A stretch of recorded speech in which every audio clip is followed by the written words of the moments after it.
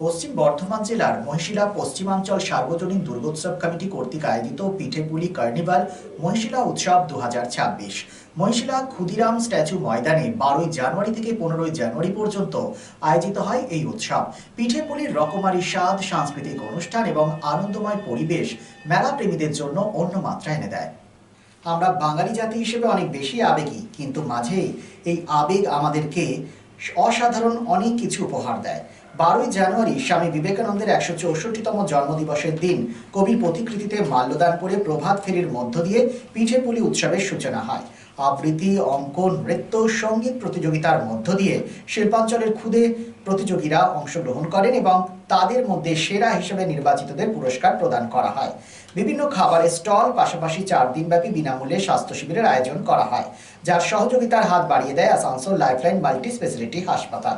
শেষ দিনে বিশিষ্ট অতিথিদের মধ্যে উপস্থিত ছিলেন আসানসোল রামকৃষ্ণ মিশনের স্বামী ভারুপানন্দজি মহারাজ, আসানসোল জেলা হাসপাতালের সুপ্রিনটেন্ডেন্ট ডক্টর নিখিল চন্দ্র দাস, অভিনব গিনি হাউসের কর্ণধার প্রদীপ কেশরী, 85 নম্বর ওয়ার্ডের কাউন্সিলর কল্যাণী রায়, গৌতম রায়, মানস দাস সহ বিশিষ্ট জনেরা। শেষ দিনে বলিউড তথা টলিউড খ্যাত সিঙ্গার সঙ্গীতের রূপ, রস, গন্ধে এক অন্য মাত্রা এনে দেয়। স্বাভাবিকভাবেই মেলাকে কেন্দ্র করে শিল্পাঞ্চলের মধ্যে যথেষ্ট উৎসাহ উদ্দীপনা লক্ষ্য করা যায়।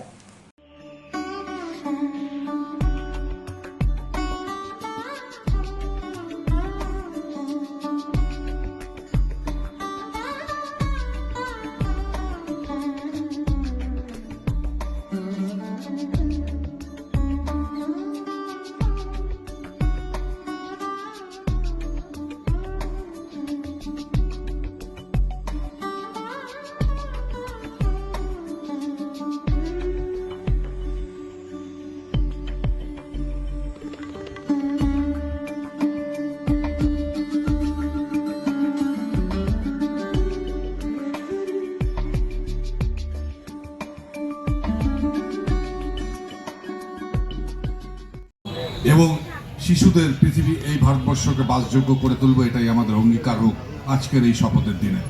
দীর্ঘায়িত করব না।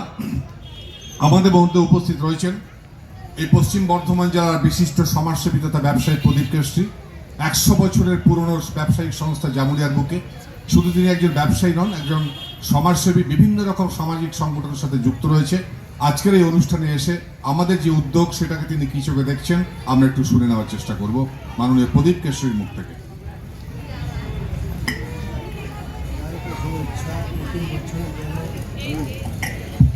নতুন বছরের জন্য সবাইকে শুভেচ্ছা। এখানে এসে খুবই ভালো লাগছে।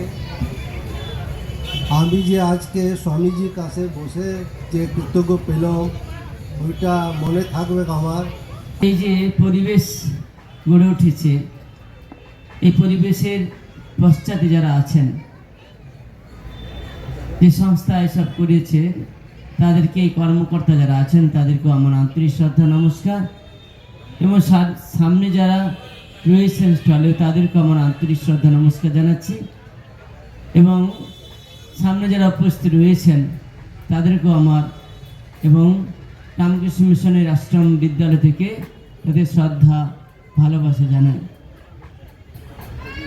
এই যে 4 দিন ধরে এখানে একটি উৎসব চলছে, এর মাধ্যমে মানুষের ভিতর যে প্রতিভা, সেই প্রতিভাগুলোকে জাগিয়ে তোলে উৎসব। ভীষণভাবে দরকার যাতে আগামী দিনে ওরা আরো বেশি করে সামাজিক দায়বদ্ধতা, সংস্কৃতির আন্দোলনকে নিজেদের যুক্ত করে এই অঞ্চলের সামাজিক আন্দোলনকে আরো প্রতিভাত করতে পারে, এটা ওরা চিন্তা ভাবনা করেছেন।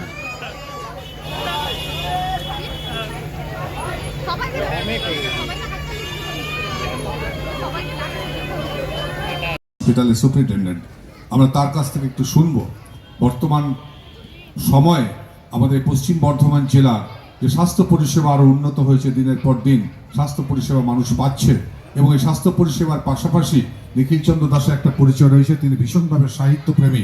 অর্থাৎ এই রুক্ষ সূক্ষ্ম শিল্পাঞ্চলের বুকে সাহিত্য শিল্পকলা কি করে বেঁচে রয়েছে আমরা শুনে নেব ডক্টর নিখিল চন্দ্র দাসের বক্তব্যের মধ্য দিয়ে। প্রথমেই মঞ্চে উপবিষ্ট রামকৃষ্ণ মিশনের মহারাজ, বিশিষ্ট সমাজসেবী কেশরী সাহেব, আমাদের কাউন্সিলর দিদি এবং রামকৃষ্ণ মিশনের শিক্ষক এবং আপনারা যারা বসে আছেন, আমার তরফ থেকে এবং আমার জেলা হাসপাতালের তরফ থেকে আপনাদেরকে অনেক অনেক শ্রদ্ধা এবং ধন্যবাদ এবং কৃতজ্ঞতা জানাচ্ছি। আপনারা আমাকে এখানে আমন্ত্রণ জানিয়ে যে সম্মানটা দিয়েছেন তার জন্য। শ্রদ্ধেয় সঞ্চালক দুটি প্রশ্ন আমার কাছে রেখেছেন। আমরা আগে মহারাজার মুখ থেকে শুনলাম আর কি, যে জাগ্রত চেতনা, নিজের শিক্ষা, যোগ্যতা, জ্ঞান, শ্রদ্ধা, ভালোবাসা দিয়ে মানুষ হয়ে ওঠার কথা। মানুষ কি করে হওয়া যায়? প্রথমে মানুষ যদি না হতে পারি তাহলে কোনো কাজই করতে পারব না। প্রথম প্রশ্ন ছিল যে এখানকার স্বাস্থ্য ব্যবস্থা সম্পর্কে বর্তমানে কি অবস্থা আছে, কি কি পরিষেবা, কি কি নতুন কিছু কি হয়েছে। প্রথমেই একটা জিনিস পরিষ্কার করে নিতে হবে যে স্বাস্থ্য এবং চিকিৎসা দুটো কিন্তু আলাদা জিনিস। স্বাস্থ্য যেখানে শেষ, চিকিৎসা তখন শুরু। সুতরাং স্বাস্থ্যটা কিন্তু প্রধানত আপনার হাতে, পরিবারের হাতে, সমাজের হাতে, দেশের হাতে। ভালো স্বাস্থ্য রাখতে গেলে ভালো খাবার চাই, রোজগার চাই, পুষ্টি চাই, শিক্ষা চাই, চেতনা চাই, সচেতন, রোগ সম্পর্কে সচেতনতা চাই। তো এইগুলো যখন পুরোপুরি ব্যবস্থা করা যাবে তখনই একমাত্র স্বাস্থ্যকে 100% সুরক্ষিত রাখা যাবে।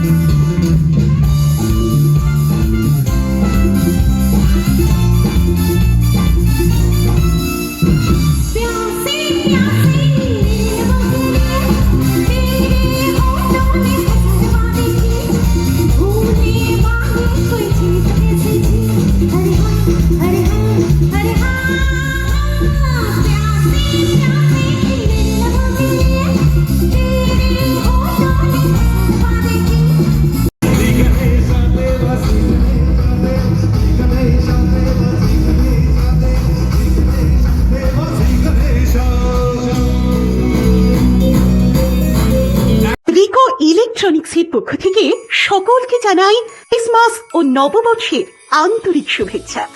আজ থেকে শুরু হয়েছে এসি বুকিং স্কিম। এই অফারে আপনি পাচ্ছেন আপনার পছন্দের এয়ার কন্ডিশনার বছরের সবচেয়ে কম দামে, অনলাইনকে হার মানানো মূল্যে ক্রয় আর বুকিং এর ব্যবস্থা। সেই সাথে পুরনো এসি এক্সচেঞ্জের সুবিধা পাবেন। সামারে অতিরিক্ত মূল্যে কেনার ঝুঁকি থেকে সম্পূর্ণ মুক্তি, 20,000 টাকা অব্দি কার্ড ডিসকাউন্ট এবং সমস্ত অ্যাক্সেসরিজে 50% অফ। কেনাকাটা করুন বিশ্বাসের সাথে। 45 বছরের রিকো ইলেকট্রনিক, দত্তবাবুর দোকান, দুর্গা মার্কেট, আসানসোলে, যার কোথাও কোনো শাখা নেই। নিশ্চিত হতে কল করুন 9933056325 এই নম্বরে। Lifeline Multi-Specialty Hospital boasts 500 beds across 1,60,000 square feet of build-up, featuring 7 advanced operating theatres, a digital cath lab, a state-of-the-art emergency and trauma unit, and a next-generation 3D MRI amongst a comprehensive basket of services. Renowned super specialists from premier institutes deliver top-tier care, supported by digitalized, integrated healthcare for seamless coordination. Lifeline prioritizes innovation and patient centricity, ensuring comprehensive top-class services. So for premier medical treatment, visit Lifeline Multispeciality Hospital, Kalipahari, Asansol, NH2 District, Paschim Bardhaman, West Bengal.